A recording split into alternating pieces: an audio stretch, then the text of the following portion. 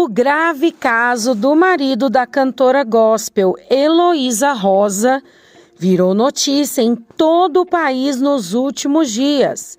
E a pastora Sara Shiva testemunhou um fato surpreendente que ela recordou do passado há mais ou menos 18 anos atrás.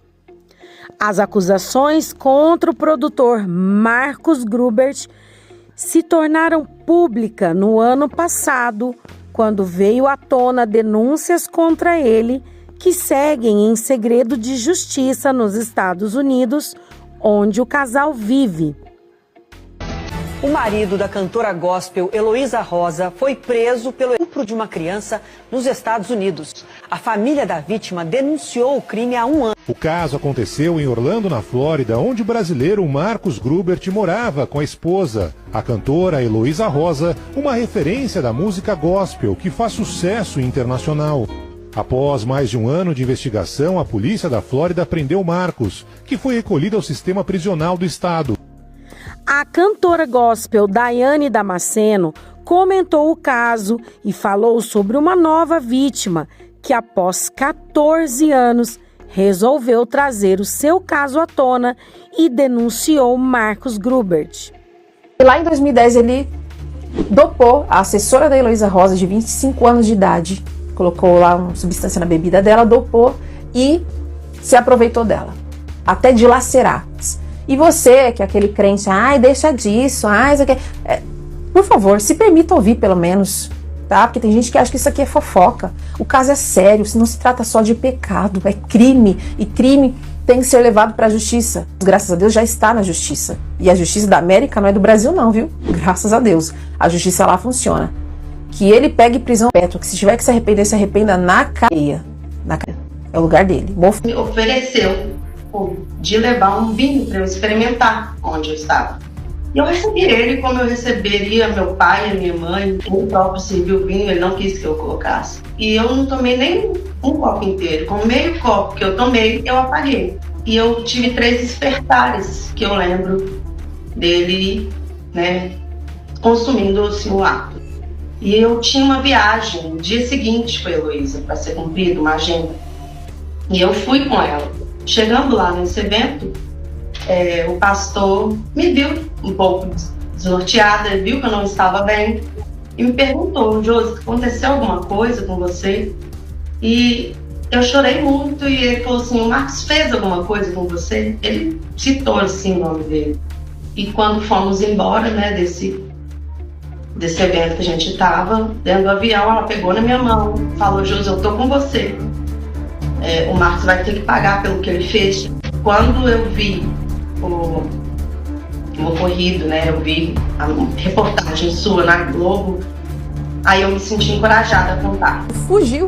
Estava em agenda no Brasil, gente. Ela não quis depor contra o maridinho dela. Olha só, gente.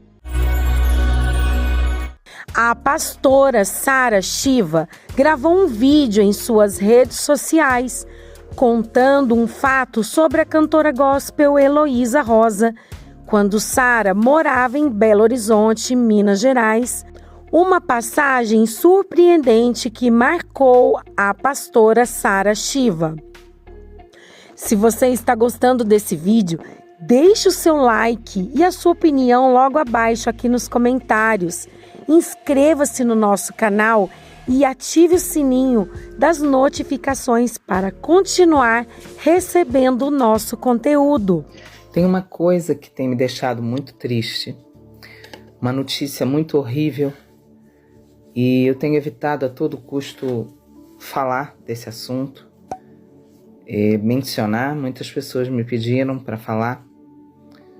Uma cantora, uma das minhas favoritas, se não for a minha favorita de toda minha vida, perde só para minha filha, que realmente é a minha favorita, mas sempre falei dela com muito amor e muito carinho. Uma pessoa que eu considero uma amiga. E a gente ficou sabendo recentemente que ela está com um problema muito sério no casamento. O marido com um processo aí nas costas, um negócio muito sério, muito grave.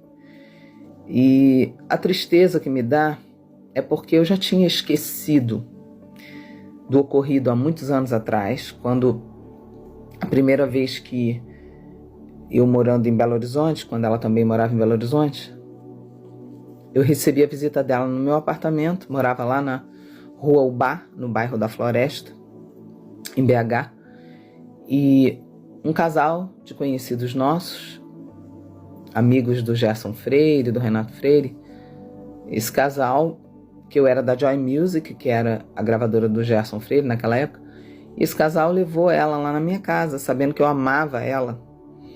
E no meio da conversa, eu perguntei se ela estava namorando, se ela tinha já alguém em vista, porque eu já estava atuante, né? Já estava atuando e atuante como conselheira sentimental, já porque eu já tinha lançado meu primeiro livro, que é o Defraudação Emocional, naquela altura. E eu me lembro que, no momento em que eu comecei a falar com ela sobre relacionamento, falei, olha, toma cuidado, conhece primeiro, comece sem beijar na boca. Eu sempre ensinei isso, desde que Deus me ensinou isso, eu comecei a ensinar isso para todo mundo. E o casal se levantou contra mim, começaram a escarnecer de mim, esse casal. É óbvio que eu não vou falar o nome das pessoas aqui. E esse casal começou a me humilhar na minha própria casa, dizendo palavras do tipo, não escuta ela não, fulana, porque ela é uma solteirona e ela fala isso porque ela é exigente demais. Não escuta ela não, que se você escutar ela, você não vai casar nunca. E aí tem sido dias muito difíceis de ler as notícias, de ficar sabendo as notícias, e é muito difícil não lembrar desse dia. É muito horrível ter que lembrar desse dia, daquele casal falando isso pra mim, que eu engoli aquilo que eles falaram. Deixei quieto. Falei pra ela, me ouve, é pro teu bem. E o casal fez questão, assim, sabe, de falar, e ela ficou em dúvida se me ouvia ou se ouvia eles, mas é lógico, né, eles como casal, né. Resumindo a história, anos se passaram e agora eu paro e penso assim, aquele casal tinha razão? Aquele casal que disse pra ela, não escuta ela não, que ela é uma solteirona, se você escutar ela você vai acabar não casando com ninguém? Pois é, mas hoje, possivelmente, o ministério dela está arruinado, possivelmente o marido vai pegar prisão perpétua, falou-se até mesmo em pena lá onde ele está sendo julgado, ninguém sabe qual vai ser o resultado disso. E as leis lá são muito rígidas. E hoje eu pergunto para vocês, aquele casal estava certo e eu estava errada? Eu estava errada? Isso tem, gente, mais de 20 anos que isso aconteceu. 18, 19 anos, por aí. Mas quem estava certa? Quem estava errado? Muitas pessoas que há 5, 10 anos atrás me ouviram falar sobre esses assuntos, hoje vêm nas minhas redes, me mandam mensagens, e-mails, dizendo, olha, me perdoe. Me perdoe porque há anos atrás eu zombei de você, eu esculachei o que você falava, achei que você fosse uma doida, mas hoje, anos depois, eu vejo tantas histórias das coisas que você fala há anos e vejo que você tem razão no que você ensina para o bem das pessoas. Hoje, eu queria muito olhar na cara daquele casal que me esculachou, me humilhou na minha própria casa, me rebaixou porque eu não era casada, porque eu era uma pessoa que observava os detalhes. E eles, com certeza, vão responder diante de Deus, porque eles sim influenciaram essa minha colega, essa minha amiga, a não me ouvir e a se casar com aquele cara que hoje arruinou o ministério dela, arruinou a carreira dela, arruinou a família, que ela tem filhos com o cara. Como é que você vai criar os seus filhos agora? Como é que uma pessoa vai criar os filhos? Como é que vai, o que vai contar para um filho, para uma filha? Não era melhor ter me ouvido? Não é melhor ouvir uma pessoa que fala para você, vigia, presta atenção. Casamento é a maior decisão da tua vida depois de aceitar Jesus. Jesus, ele é o número 1 do seu coração. O número 2 do seu coração precisa ser o seu casamento. A Bíblia começa com o casamento de Adão e Eva. A Bíblia termina com o casamento de Cristo com a sua igreja, com a sua noiva. É a coisa mais séria que Deus escolheu para representar a relação dele conosco, é o casamento. Tem gente que não vai mudar. Tem gente que não adianta orar. Judas teve o melhor pastor, o próprio Deus encarnado, e não mudou. Tem gente que não adianta orar. Tem gente, como Caim, que via Deus face a face, com o irmão dele levando oferta para Deus face a face, e levantou e matou o seu irmão, e não muda e não se arrepende.